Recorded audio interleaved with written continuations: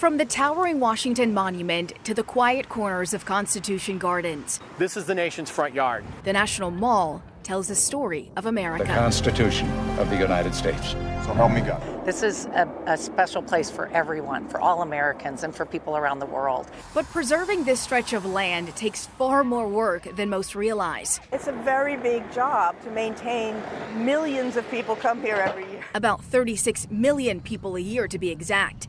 And with America's 250th birthday approaching, that number is expected to climb to nearly 50 million. Every day, crews mow grass, repair monuments, restore walkways, and clean up after visitors. And there is constant activity. There's constant groundskeeping. There's contractors that are brought in to help. There's so much work. What we see today is a 2-mile stretch of monuments and museums. But the history of the National Mall is layered right along Constitution Avenue. And we consider it the entry point to the National Mall. Sits the Lockkeeper's House. This is considered to be the oldest structure on the National Mall. It's the Lockkeeper's House, lock meaning locks on canals.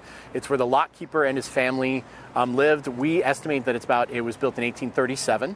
Long before tourists filled the mall, this area was covered in canals and waterways carrying commerce through Washington.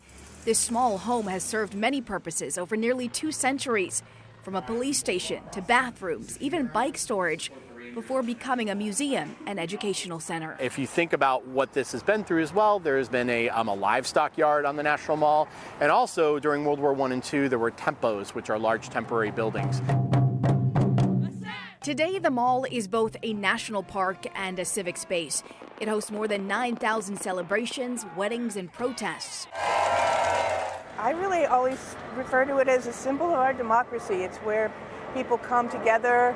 It's where we exercise our First Amendment rights. But keeping the National Mall accessible and protecting it for future generations is a constant balancing act. At Constitution Gardens, crews are restoring the 7-acre lake. Nearby, at the tidal basin, seawalls were raised to combat flooding caused by rising water levels. The care for this land is a partnership between the National Park Service and the Trust for the National Mall. It depends not only on federal funding, but very much on volunteers and private donations. It's very, very important that everybody has a sense of connection to the National Mall and has an opportunity to give back. And for the people working to preserve it, the mission is about more than just maintenance. It's about protecting a place where people come to reflect, remember, and make history of their own. This is a forever landscape. This is going to be here in the next 250 years. And it's really our time in history to be taking care of it. And people feel that. It feels like an honor to be able to participate.